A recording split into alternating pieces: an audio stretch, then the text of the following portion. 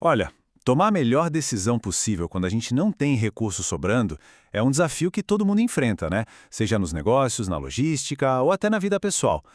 Mas e se existisse uma maneira, uma fórmula matemática mesmo, para achar a resposta perfeita para esses dilemas bem complicados? É exatamente sobre isso que a gente vai conversar hoje. A pergunta de US$ 1 milhão é: como é que a gente garante que está fazendo a escolha ótima de verdade? E não só uma que parece ok, que dá para o gasto. É aí, nesse ponto, que a matemática entra com tudo para transformar essa incerteza toda em clareza.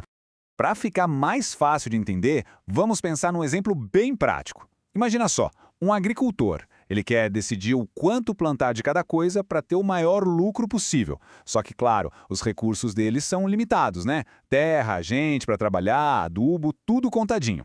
Isso é um problema clássico de otimização.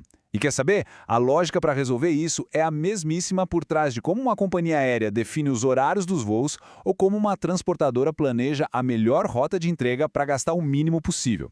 Bom, a primeira coisa que vem na cabeça para resolver isso é usar uma ferramenta super poderosa chamada programação linear. Ela é, assim, fantástica para achar o ponto exato, o ponto ótimo, quando a gente está lidando com um monte de variáveis e um monte de regras de restrições. Parece o caminho mais direto, né? Faz todo sentido. Só que tem um porém. Quando a gente tenta aplicar essa técnica em problemas do mundo real, a gente dá de cara com um obstáculo que ninguém esperava. Uma falha, uma pegadinha, que torna a resposta que é matematicamente perfeita, veja bem, totalmente inútil na prática.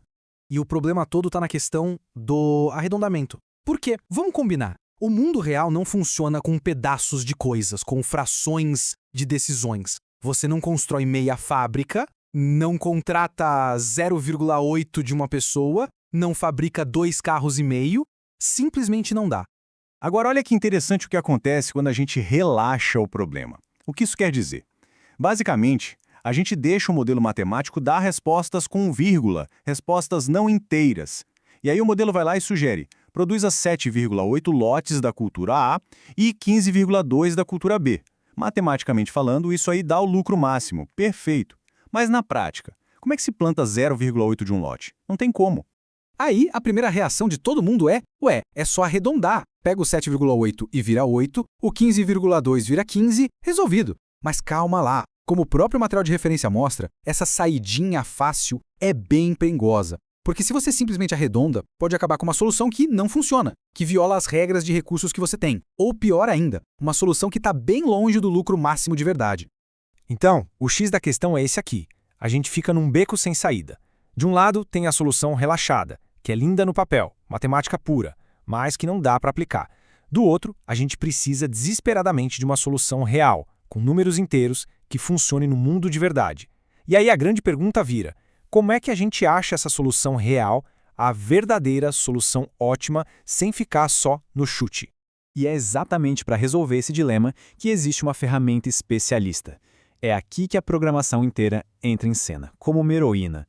Ela foi projetada especificamente para isso, para encontrar a melhor resposta possível quando as nossas decisões precisam ser em números inteiros, em unidades completas. A definição, na verdade, é bem direta. Pensa assim, a gente pega aquele modelo de programação linear e só adiciona uma regrinha nova, mas que é crucial. Ei, algumas dessas variáveis, ou todas elas, têm que ser números inteiros. Pronto. Parece uma coisinha pequena, né? Mas essa pequena mudança transforma completamente o problema, e é dificuldade de resolver também. E olha, não se engane, isso não é tarefa fácil não. Achar a solução ótima para esses problemas é um desafio computacional tão grande, mas tão grande, que eles fazem parte de uma classe de problemas chamada NP difícil. Traduzindo do matematiquês, isso quer dizer que conforme o problema vai ficando maior, com mais variáveis, a dificuldade para achar a solução perfeita simplesmente explode, cresce de forma exponencial. Não tem atalho, não tem caminho fácil. A gente precisa de métodos muito, mas muito inteligentes. Beleza. Então, como é que os especialistas resolvem esses quebra-cabeças super complexos? Vamos dar uma espiada em duas das técnicas mais poderosas que existem para isso. Mas relaxa, sem a gente se afogar nos detalhes matemáticos. O primeiro método se chama Branch and Bound, O melhor jeito de pensar nele é como se fosse uma busca numa árvore, só que uma busca super inteligente. Funciona assim. Primeiro, o algoritmo resolve a versão relaxada, lembra? Ignorando a regra dos inteiros. Se a resposta dá um número quebrado, tipo o nosso 7,8, ele ramifica, ou seja, ele divide o problema em dois caminhos novos. Num caminho, a variável tem que ser 7 ou menos. No outro, tem que ser 8 ou mais. E aí ele começa a explorar esses caminhos, e agora vem a parte genial. Ele limita, ou poda a árvore. Se ele percebe que um caminho não vai levar a uma solução melhor do que a melhor que ele já achou, ele simplesmente corta aquele galho e nem perde tempo. Super eficiente. O segundo método é o de planos de corte. E a analogia aqui é brilhante. Pensa num escultor. Imagina que todas as soluções possíveis para o seu problema, incluindo as erradas, as com vírgula, formam um grande bloco de pedra.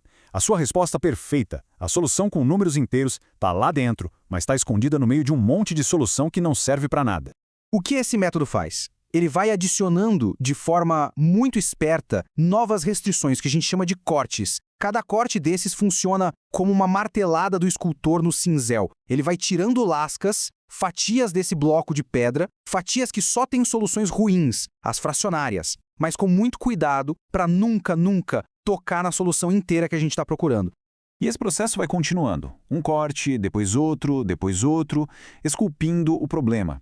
A cada passo, aquele bloco de pedra vai ficando menor, mais refinado, até que, no final, o ponto mais extremo, o ponto ótimo do que sobrou da pedra, é por si só a nossa solução perfeita com números inteiros. É uma forma muito elegante de chegar na resposta, não acha? Ok, tudo isso é fascinante, é super inteligente, mas onde é que essa matemática toda importa no mundo real? A resposta é em praticamente tudo. A programação inteira é tipo uma força invisível que está otimizando um monte de coisas no nosso mundo moderno, e na maioria das vezes a gente nem se dá conta. E essa necessidade toda de usar variáveis inteiras aparece basicamente por dois motivos principais. Dois motivos que têm tudo a ver com como o mundo funciona de verdade. Primeiro, é o óbvio, para representar coisas que não dá para dividir. Carros, pessoas, aviões, contêineres. Não existe meio carro. E o segundo motivo, que talvez seja até mais poderoso, é para modelar aquelas decisões de sim ou não.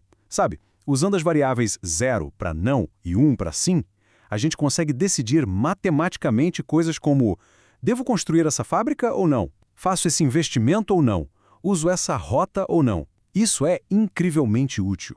E com essas duas ideias na mão, as portas se abrem para aplicações em todo lugar que você possa imaginar. A gente está falando de decidir qual a sequência de produção mais eficiente numa fábrica, de criar aqueles horários super complexos de voos e de tripulação de uma companhia aérea para minimizar os custos, até o projeto de redes de telecomunicações para garantir a melhor cobertura de sinal. E claro, a gente sempre volta para o nosso amigo agricultor do começo, só que agora ele tem uma ferramenta poderosíssima para planejar a colheita perfeita. Então, para fechar, a grande sacada é essa. A programação inteira é a espinha dorsal de muita deficiência que a gente tem hoje e nem para pensar. É a lógica silenciosa que está ali, trabalhando nos bastidores, garantindo que os recursos do mundo sejam usados do melhor jeito possível. E isso nos deixa com uma última pergunta para a gente pensar.